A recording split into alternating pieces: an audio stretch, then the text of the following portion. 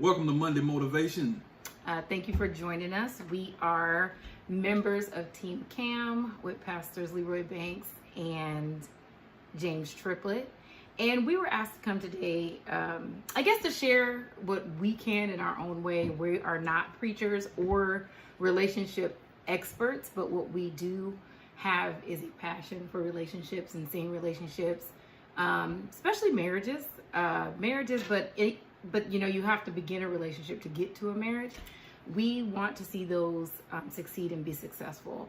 A lot of our things were trial and error. We kind of learned along the way, but what we had was commitment. So what we're here today to speak on, or to just share, are 10 common mistakes that are made by those who tend to undervalue themselves in relationships. And this can happen throughout any relationship. So what we'll do is go ahead and get started, because there's about 10 things and we don't want to take up all of your Monday morning. So we'll just jump right in. Hope everyone's having a blessed day.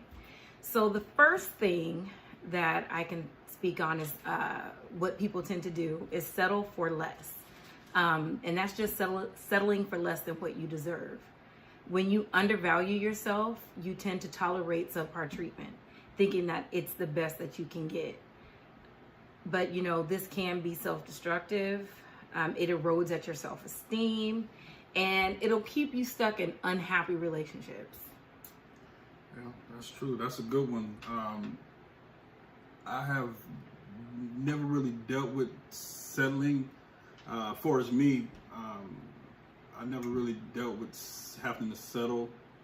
I was kind of, I don't know, in the line of just, you know, in the dating world or before I got married and stuff like that, it never really dawned on me that, you know, that I wanted to settle down, or I was just actually, you know, just living life, being a young man.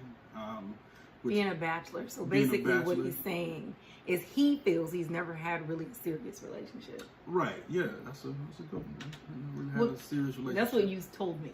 So. Well, I mean, that's true. That's true. not until you came along and I started seeing certain qualities in you that made me rethink that. So, well, I have settled for less in relationships. I can say that I have had serious relationships, and a lot of it plays into your insecurities and your self-esteem. And usually when you have insecurities, you tend to do that. The best way to do that is you just have to believe that you're worthy in everything that God says, and that you are who and what God created you to be, and that you deserve more. Just know yourself. Sometimes I don't want to get into the man-women of things. Women, we tend to settle sometimes more easily than they do. That's true. I said, but I know men settle, and you know everybody has self-esteem issues at times. Yeah. I mean, I even still do to this day. I mean, it's an ebb and flow thing, just like a lot of things in life. Yes. So we'll jump into the second one, which may not apply to him either, because he didn't ignore the red flags. But I mean, I kind of did. Sometimes we can ignore red flags. People who undervalue themselves often ignore red flags in their relationships. They'll downplay or dismiss signs of manipulative, controlling, or toxic behavior, and they'll convince themselves this is the best that they can get, or that they can fix the person. Wow. Fixing. I'm a natural fixer. So I think, you know, when there's a problem or something to present, I'm ready to fix. And I've been in relationships before where I've tried to fix or change people. Or again, it kind of goes into the part where you're settling for less. You know, this is the best that I can get. This is what I deserve. So I'm just going to stay here. And yes, they do this to me. Yes, they lie to me. But at least I'm not alone. You know, I know women have said that. I actually know men who have said that as well. Like they may lie to me. They may not, you know, do the things. You know, I give more in the relationship sometimes than they do. But at least I have someone. So we'll ignore all the bad behaviors. We'll ignore the fact that they're a liar, which can fall into manipulation. But what it does is it prolongs your personal pain. Yeah, I can definitely see that. to me, ignoring red flags, getting into a relationship, and when we got together, in my mind of what I want a woman to look like, or the things that she should do or should have, coming to the table. We were actually friends first, so I knew, a little bit about you and stuff, and you had kids and stuff like that. In my mind, I didn't want a woman that had kids, So to me, my red flags looked a little bit different. Speaking at some of the men come into relationships with, women that have kids or whatever, it looks like everything that I'm against. You know what I'm saying? So the red flags for me, I'm kind of glad that I had ignored my red flags and moved on. Could you say that they were, and sorry to interrupt, but could you say that they were, your red flags, or what you perceived as red flags, were a little superficial? It didn't get to the core of the person. Exactly. You didn't get to know them. What your red flags were. They needed to look like this. They needed to not have children. Exactly. You just had a list of things that you wanted yes. that weren't necessarily red flags, but you put them in that category. Yeah. And I mean, for some men, that's real. Having a dialogue with men and stuff, and conversation and stuff that we talk about, that's, that goes back to, and also can go back to being, selling for something. It depends on the situation. Like I said, we were friends first, so I didn't feel like I was actually settling and ignoring these red flags that I've set up pretty much for myself. So it got to the point where I had to just pretty much make a new list, because I really felt, I felt like you were the one for me. So at that point, you have to kind of ignore your red flags, which that can be a problem all in, kind of like you were talking about. You try to push through and make it work.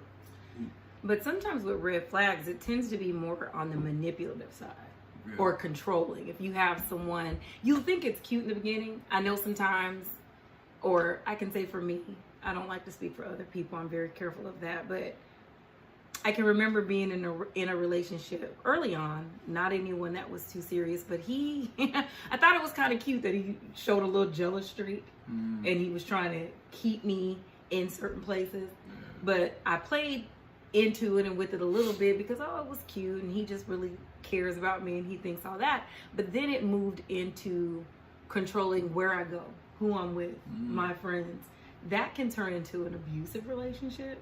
That's just, and you usually feel it in your heart and in your spirit. God will tell you, and for those who don't quite have a relationship with God, we all have a level of intuition, if it's not discernment, that will let us know when something's not right. But those are the things that sometimes we ignore because we don't want to be alone.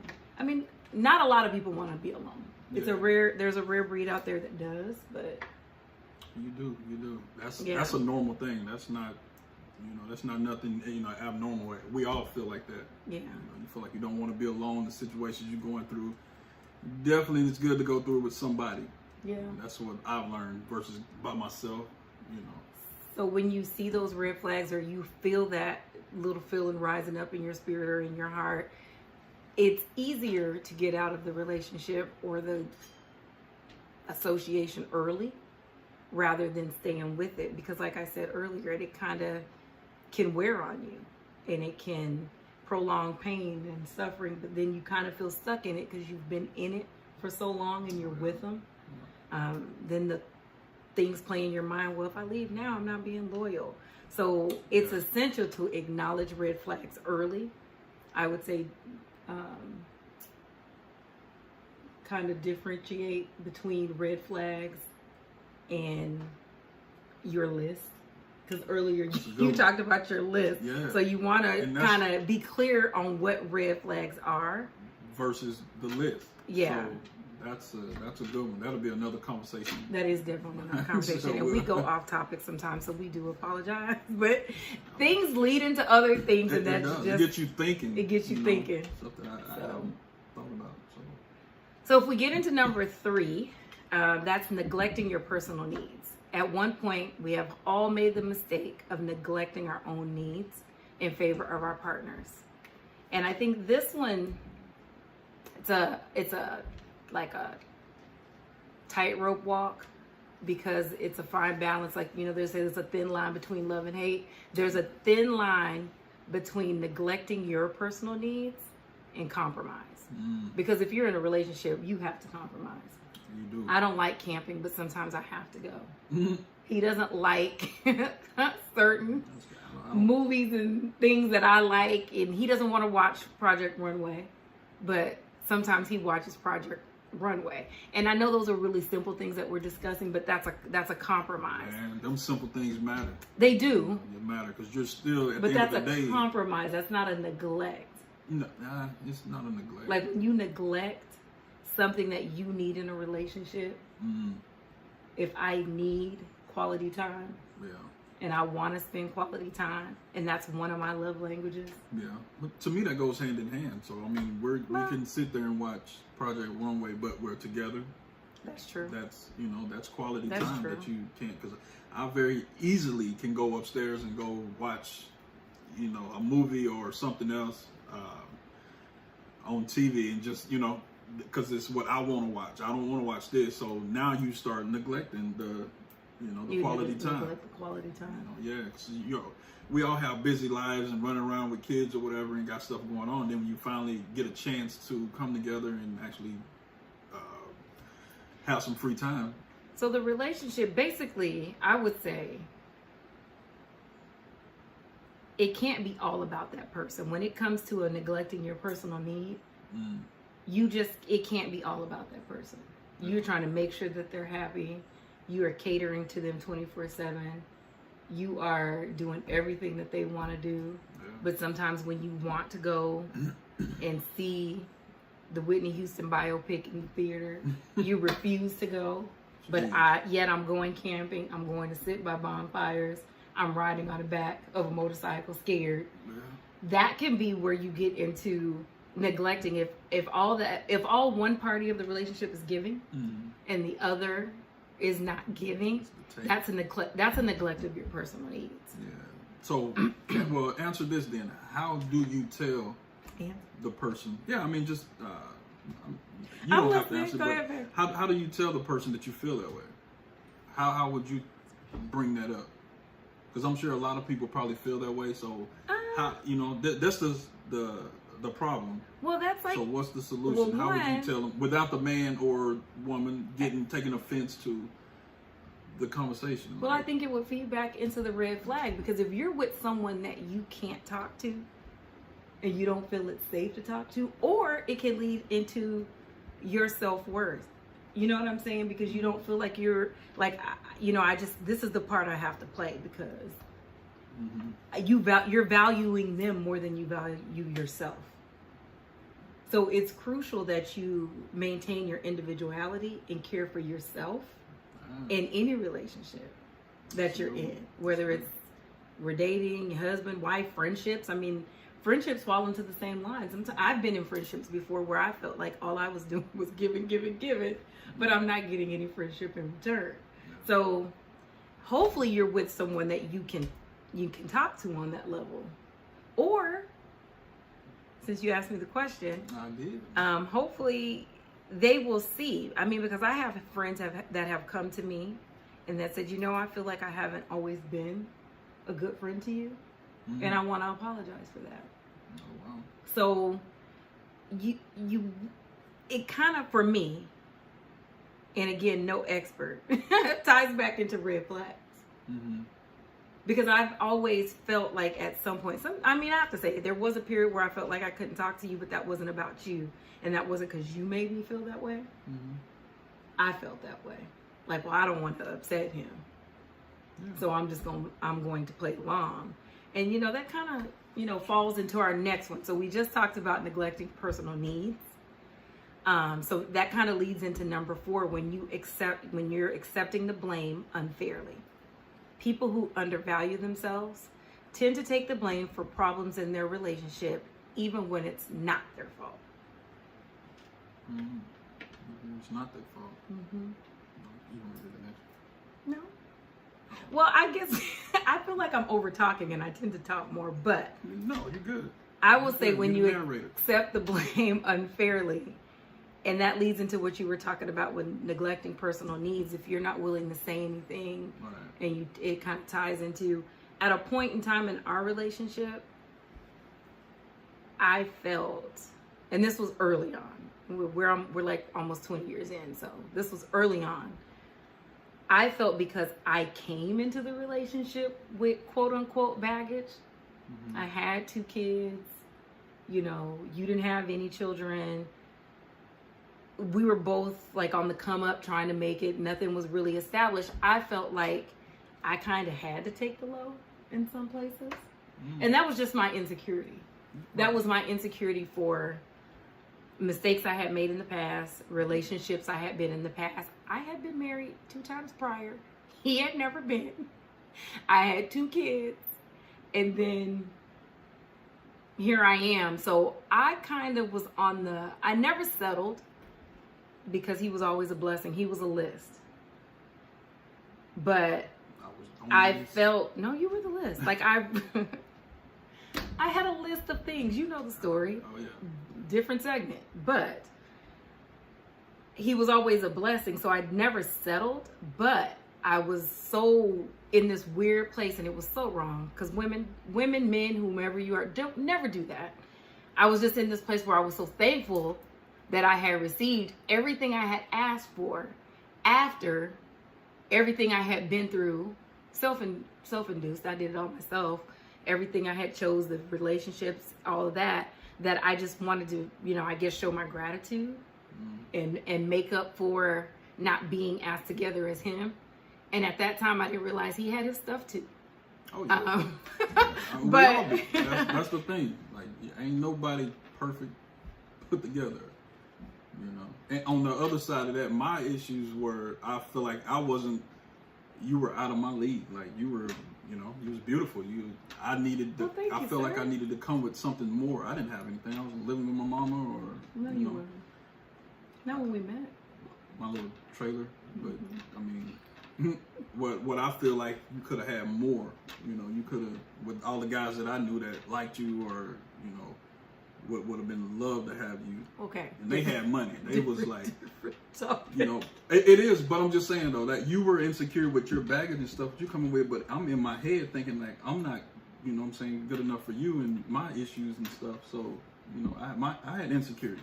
So you accepted blame unfairly. I feel like when we had arguments or disagreements, I would concede so much easier because I'd be like, "Oh, you're right." Or if I would be mad at you, and you had a tendency to turn around, and I do because I don't argue and make it like be mad at me, then I would feel bad and apologetic. When no, I'm entitled to my feelings. I'm entitled to how I feel about this. We may not agree on it, but this is where we're at. That's where people can get stuck. The unjust self-blame can lead to feelings of inadequacy, and it can further diminish those feelings that you already have. Right. So you just have to remember that every individual is responsible for their actions, and you are not to blame yourself for your partner's behavior. Yeah, I definitely didn't blame you, but try to. In the same, it may sound weird, but I didn't blame you, but I tried to because I knew it wasn't your fault, but I needed to put it on somebody with mine. Okay. You know, the stuff that I'm going through, you know, home, family situations and stuff like that. So I just took it. Yeah, you took it. So, but it looked like to you that I'm mad, but to me, it's me shutting down, just not arguing, not talking. You know, my parents used to do that. My stepmom and my dad used to argue and fight all the time, and my thing was, I'm not doing that. This is a book, babe. So when we get into an argument, I know, I'm just trying to express that we get into an argument, I'm not an argument person. So, but now you thinking you mad at me, but now you think I'm mad at you because I turn over and don't want to talk, you know, don't want to argue and go back and forth. So that's just, so I know it's another segue, but that's just me trying to give a little background or example of. I know a lot of things are a segue, so yeah, this is and it's good information, but again, this is all for those who tend to undervalue themselves, and this can happen, I think, at any point, at any time, in any relationship, and it doesn't have to be consistent. Right. But it can wear on you personally, and then it can erode the relationship. Yeah, because you don't want to be in an unhappy relationship or an unhealthy relationship, right, or in an unhealthy space as an individual, because that's not helping the relationship. So 4 was accepting the blame unfairly, and 5 was staying in unhappy relationships. I feel like we kind of covered all that. Yeah, kind of same situations pretty much, but in unhealthy. And so if you're dealing with 1 through 4 already, and you're staying in it, you're not happy, and you have like long-term, you're unsatisfied. Yeah, you're unsatisfied, and it's lonely. Yeah. You're with someone, but yet you're unhappy and lonely. Exactly. So what would you do to Babe, in the relationship? Huh? You keep asking me questions. No, this is okay. for. Go ahead. So it's motivational. Okay. So you got to throw some motivation in there. On the other hand, of what do you do in a situation where you feel like you're unhappy and you want to stay for the kids or whatever your reason is, you want to stay in this relationship, staying unhappy. At that point, what do you do? What did we do? We went and got counseling. Spiritual guidance counseling was Definitely. to me the way to go. That was I love that. Just a little motivation for. I like solutions. This is a lot of stuff is problems. The questions are like problems, but these are like solutions in situations where I feel like a lot of people come with different baggage into a relationship. How do you work that out? You just answered your own question, but I'll say because there was a period of time when we were both unhappy in our relationship. And it didn't have nothing to do with neither one of us. But we talked it did, but it was our own stuff. Maybe. And it was our own stuff.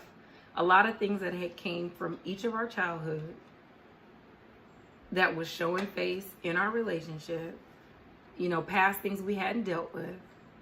But we had to talk though. And we had to decide if this is what we wanted to do. Did we want to stay in this happy?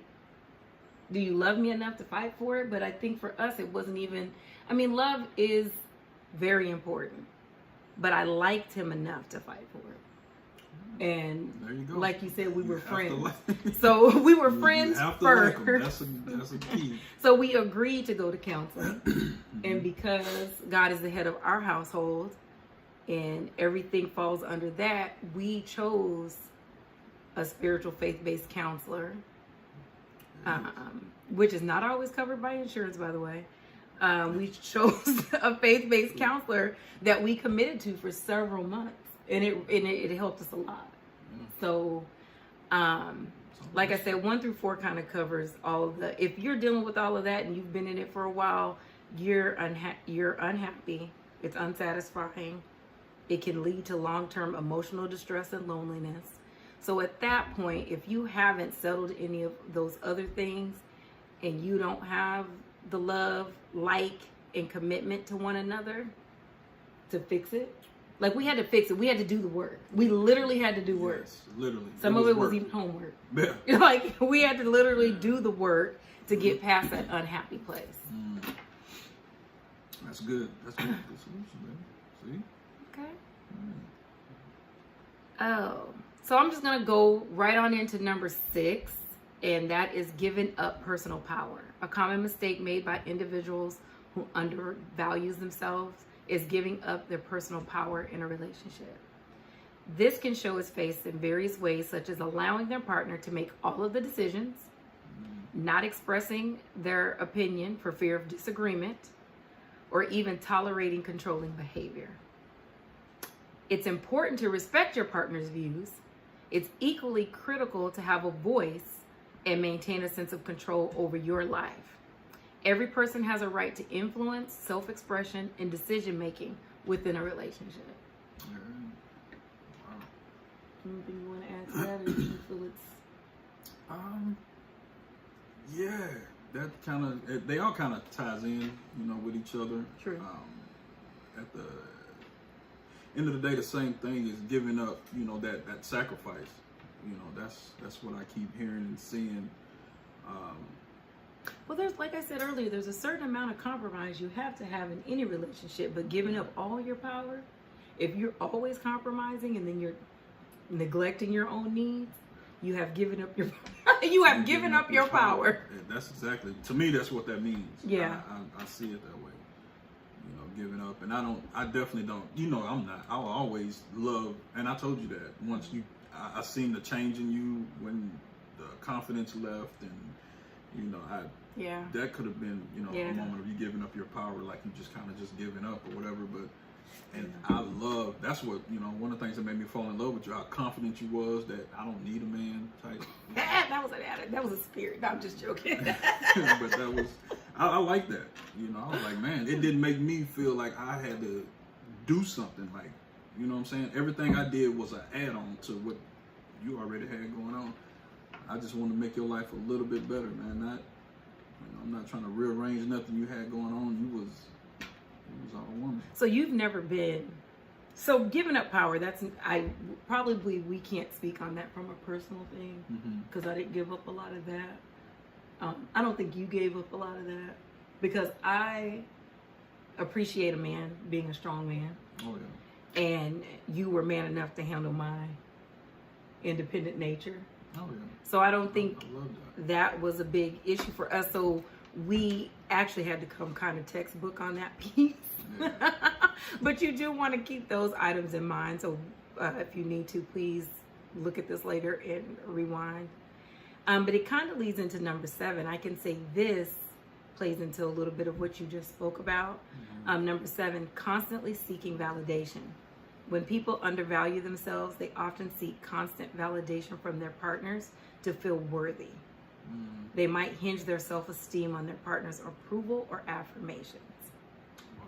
And the reason I say that kind of segues into what you said earlier, when you said when you met me, I was confident, I didn't need a man, I somewhere along the way lost some of that confidence, and I became needy, which I think was kind of a break in our relationship. It made you a little unhappy.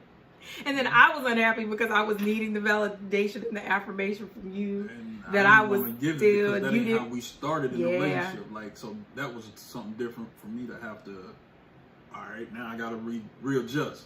I got to switch to this, something that we wasn't. That, truthfully, I didn't really know how to do.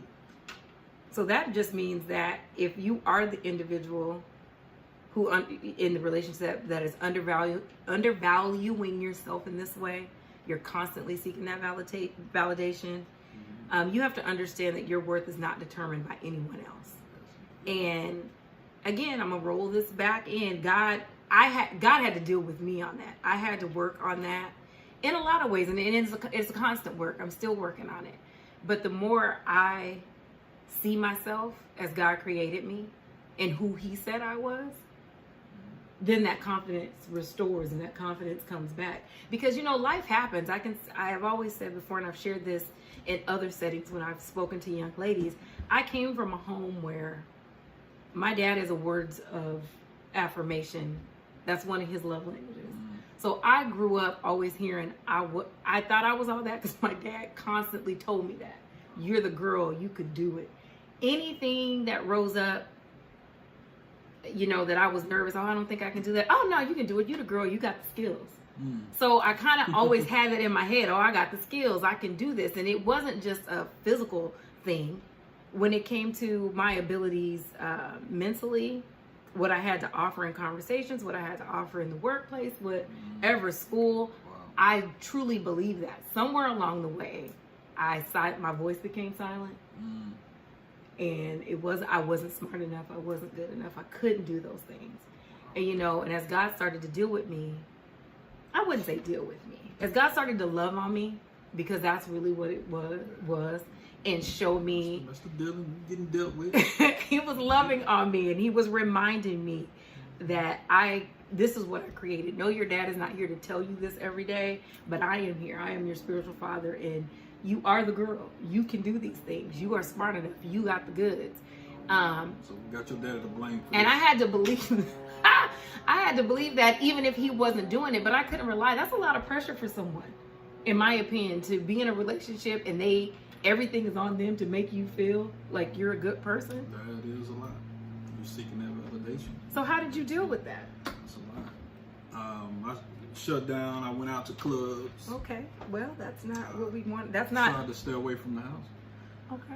You know, go back. Try to go to my man cave. In other words, all my fellow Kings of Cam out there know we're talking about that man cave. That's you know, that's where I wanted to be, because now my home life is not. Now my home life is not. You know, I'm not happy because you're not happy. You know what I'm saying? And I don't know how to make that. I'm used to being your helpmate. I'm used to coming in, you know what I'm saying? You already on 10, feeling good, and I'm just adding to that. Now all of a sudden you don't feel good. Now I don't know what to do. I done rubbed your back the night before. I done did stuff, but that wasn't good enough. I done bought you something, and that was only good for that moment. And that wasn't, you know what I'm saying? Then after that moment, that was over. That wasn't good enough. So... Because I'm needy. I'm still seeking. It's all right. Nothing's gonna make me what's feel next? good. I'm like, Yeah. well, dang, I done ran out of ideas. I don't know. You know what I'm saying? Especially, I like to do stuff for you because I want to do it. It became a chore. It became something that I felt like I had to do because you was unhappy. So now I got to go buy you something. I'm broke now, so now I don't know. I'm out of money, so I got to figure out, you know, other ways to do stuff. So it definitely was a learning curve. You know, and all of this is that it's like you said earlier, it's work. You have to put in the work. You know what I'm saying? It's sad and it sucks that it takes so much work when you love somebody. You think it should just be, man, once y'all found each other, like life should be just rainbows and cupcakes. But after you get married, I mean, it gets hard. It seems like it gets harder because expectations of each individual going through different things. It's the expectations, and it wasn't fair for me to seek my validation from you. That's a lot of pressure for anybody. So it's very important that you understand your worth is not determined by anyone else's opinion, even your mates. So going into number 8, overlooking your own happiness. There are times when we neglect our own happiness to make our partners happy. A lot of this, to me, this also falls under neglecting your needs. And what was the other one? It was neglecting your needs and giving up your personal power. And accepting blame unfairly. Overlooking your own happiness. You're not happy if you're doing all of those things. And everything that you're doing is to make that other person happy. Again, there's a thin line between compromise and neglecting your own needs or overlooking your own happiness. A very thin line. It's a very thin line, but people like this might sacrifice their goals, their dreams, or even personal well-being to ensure their partner's happiness. Kind of like when I haven't had this experience, but sometimes when women will say, I stayed home and I didn't do what I wanted to do. I just supported his career and had babies and did this, and I never said what I wanted or what I needed. They were really thinking about themselves and the family, because it's not even always about the husband. It's the family. My kids need me. I think I've done that. I think you've done that. I think we both have. Luckily, luckily it was a two-way street. I think maybe you might have done it at one point where I but didn't. In an unhealthy way. Yeah. You know what I'm saying? So maybe you were there and I wasn't, and then I feel like I was there and you wasn't. Like, you got to the point where you were like, well, I'm gonna do me. I'm gonna just take care of these kids. Whatever you do, you. Yeah. So, and I had to catch up, or vice versa. So, but that's where when counseling came in, to me, you started to open up doors and eyes, different avenues, and to let me know what I need to do to get on board. In other words, yeah. When you overlook your own happiness, it can lead into resentment. So when you look at that person, you want to look at that person, because sometimes I can say this. I remember always feeling like you had friends and I didn't have friends. And I was a little resentful. And it's not that I didn't have friends. can somewhat be socially awkward at times, even though people don't see that. And I don't feel like I do the best in large groups. But you just had all the friends and people are drawn to you. People are still naturally drawn to you. You can make a friend or meet a friend everywhere you go, and it's so funny because you're the quiet one. But you're like a magnet. People are drawn to you.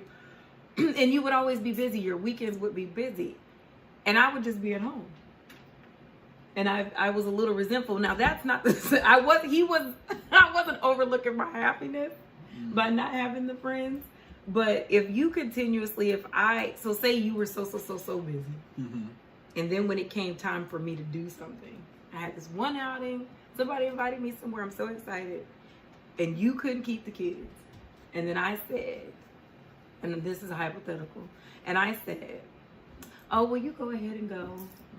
You know, you had your plans. I'm just going to stay here with the kids. And I do that over and over again, every time. That's a person overlooking their own happiness. They're not being fair to themselves. Because if you're always out with your friends, and I get this opportunity to go somewhere, you should happily volunteer to keep these kids. Well, depends on My what opinion. It is. My opinion. It depends on what the situation is. I mean, it might have to be a situation where we need to get a babysitter because it might be once in a lifetime. I got something going on too. But that's yeah, beside the point. But a healthy relationship should foster mutual happiness and respect for each other's individual needs and aspirations. Definitely agree. Number 9, excusing bad behavior. Those who undervalue themselves often excuse their partner's bad behavior.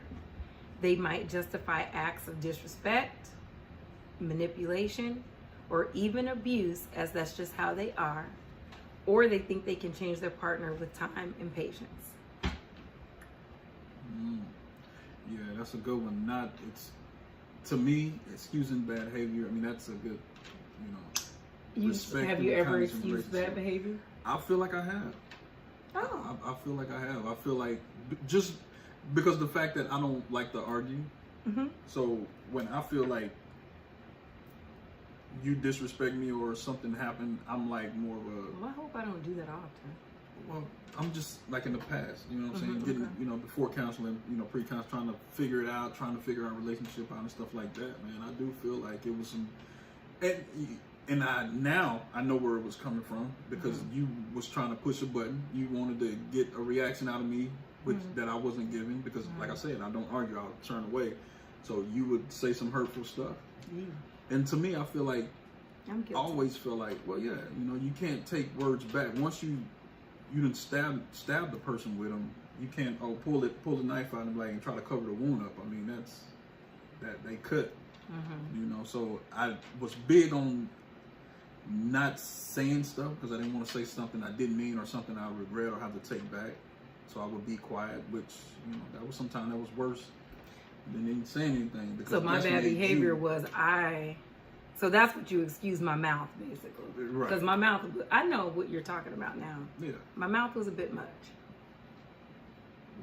Yeah. And you rolled with it. Okay. I did. Yeah. I excused it. I didn't. I mean, but at that point, what do? Do you, I'm going to check you. I'm going to put you in your place. Yeah. I mean, I don't, you know what I'm saying? It was some stuff that we actually had to go, once again, we say this again, had to go to counseling to understand what do you call it, fighting fair. Yeah. You know what I'm saying? We had to learn how to fight fair. So it's it was definitely a good learning curve. But did it have anything to do with you undervaluing yourself? Because in some situations it could have been. Okay. It could have been. Very, very seldom when you it depends on what you said and what words was that you used to hurt me, to stab me. Oh, I kind of deserve that. Yeah. I get what you're saying. Yeah, the Bible says tongue wicked, but I have undervalued myself and just let things slide before. But it's really hard to explain that. Like when you kind of felt like there was a period in time, which is really rare for me, not my personality at all. The devil was busy, but I felt like I was lucky. Like I was lucky to have you. So I put you here, and I was kind of here. So I would let things slide. Because I was undervaluing myself. I was here and you was here. And I'm lucky to have him. And, you know, he could probably have anybody he wants. And he chose me. And, you know, all that kind of stuff. So I would let certain things go. But when I got past that, you knew it. Oh, yeah. Like, oh, yeah, no, brother. So. Yeah, that confidence came back. And that. And everything got right. I'm just playing. I mean, kind of on the, you know, once also a couple of other things, you learn how to fight fair and, you know, lessons, definitely. Communicate and what to communicate about. Yeah. You know, just because you talking and, you know, telling me how your day was, talk about the kids, that ain't communicating to me. That's just talking. So, and a lot of people, a lot of guys, I can say that I've talked to, that didn't understand or didn't know the difference. But what, you know what I'm saying, communicating and what to communicate about. So to me, that's one of the big things. Communicate about feelings and, you know, what's going on instead of bottling everything up and then exploding on the outside, you know. So, but yeah, that's we can go down another rabbit hole with that one. But this anyway, is, yeah, it we can can go always real take deep, something but somewhere. So we're about to wrap it up for you all. The last one we're on is number 10. And I think this is probably the biggest one. And I think number 10 kind of encompasses 9 or 1 through 9. So it takes through all of them. And number 10 is feeling unworthy of love. The most damaging mistake individuals who undervalue themselves make is feeling unworthy. If you do not feel like you're worthy of I didn't feel worthy of his love at one time. I remember not feeling worthy of God's love. I remember like, oh, I don't know why God would love me because I done did this, I done did that. I said this about so-and-so. Oh, girl and I got into a fight. My mouth, my tongue can be wicked. Why would God love me? So when I started realizing that God loves me, like God's love is unconditional. I realized that his was too. Not saying that there's no expectations, because God has his too. He has his word holds true. There's a standard that you have to abide by. Right. And there was expectations and things that he expected as well. But not to feel worthy of their love. Yeah. When I reminded myself, yeah, I'm worthy of this. God loves me unconditionally. He loves me unconditionally. Yeah, that kind of increases your value in yourself. I don't think anybody should feel that way about anybody. That way. Right, you shouldn't. No, we are equals when it comes to the love thing. I am lucky and blessed to have him. He is lucky and blessed to have me. Yeah. I am a prize, just as much as he is a prize. Say what? I like how you answer that for me. Oh, go ahead and answer, baby. I'm sorry. No, I'm not. You just said that you was a prize for me. I am. And you good catch. Man. I am. That's a good one though. And paying attention to the way you talk to yourself. Everybody talk to themselves. What are you saying? Negative self-talk. Yeah, what are you saying? Talk positive. Speak it in existence. You know, I'm a firm believer of that, man. Putting it in the atmosphere. Good stuff. You know, you are enough. You know, you got that sign that's in your window in the mirror on your side. That's really, I thought that was dope. That daily you had put affirmations. That up there. Yeah. You know, just kind of a daily, it looks corny or whatever. It looks like wow, like really, because you are a beautiful person. Like everybody tell you are beautiful, but how do you feel? You know what I'm saying? So that's a big thing. Like, and it's outside looking in, like you might think somebody's, you know what I'm saying, like conceited or. But that goes back to what we said earlier. It really doesn't, in the validation and the affirmation outside, it really doesn't matter what anybody else thinks of you. It don't suppose to. It doesn't, because it's not going to, it's what you think of yourself. Yeah. Because like you just said, no matter how many people tell me wonderful things about me, I still have had periods of time where I was negative self-talk consistently. I had to get how I felt about myself deep down within myself. Exactly. And you have to walk into the room believing that. Yeah. And that's another thing that I had learned. And actually God told me, you walk into this room like you're supposed to be in this room. I had a friend tell me I had a tendency to walk into a room timid. Yeah. One of my good friends told me that. She was like, you kind of walk in like you're nervous and you're walking really fast and you're trying to sit down and not, be in the way or bother anybody. Take your time and get to your seat and walk in the room like you're supposed to be there. Let them see you, baby. So, Darren, but you have to feel worthy. Again, number 10 was feeling unworthy of love. So any negative self-talk or self-criticism or challenging thoughts that you have against yourself, you want to replace that with kinder, more compassionate language to yourself. Remind yourself that everyone has flaws and mistakes. It doesn't decrease your worth. God loves you unconditionally. Yes, indeed. Yep. That's a good one. Speak to the queen in yourself. Speak to the king in yourself. Surround yourself with people that speak to that king and that queen in you. Yeah. That's a big part of it too. Especially if you're married or in a relationship with somebody, speak to the king or queen in them also. It just goes back to those things. You treat people how you want to be treated. If you want to be treated like a king or a queen, then that's how you got to come off. You have to give that same. So that's just in a relationship that can help build your partner up when they're feeling down or something going on. It'll help any situation bring the light when you just tell them how beautiful they are, man. I can say my grandmother always said this, and this kind of goes with what you said, but it goes with the feeling unworthy of love, the bad behavior, the treatment, all the things in the relationship. You teach someone how to treat you. And the reason I say that is because I remember when he met me and he saw how I treated myself and how I was, he came along and wanted to be a part of that. Exactly. But then when I started seeing myself differently and behaving differently and not treating myself as well and neglecting myself, you started doing those same things. And then I noticed when I found myself and started making myself the priority, I showed you again how to treat me. And things also started to progress in a more positive way. And not on purpose. I wasn't treating you like that on purpose. That's really But that's like a true, I didn't understand it coming up when I was young, but you show people how to treat you. Yeah. And that's even at work. That's everywhere. Anywhere. You show people how you expect to be treated. You're not just going to accept or stand for anything. Exactly. So. Look them in the eyes, shake their hand firmly. I'm a firm believer. So I hope we have shared some things with you all today that will be a benefit and that will help you as you navigate through learning yourself and learning relationships. We do have a second part of this that will come later. We are going to speak with Pastor T-Trip, P-Trip, J-Trip. I always say it wrong. T-Rip. At DJ T-Rip.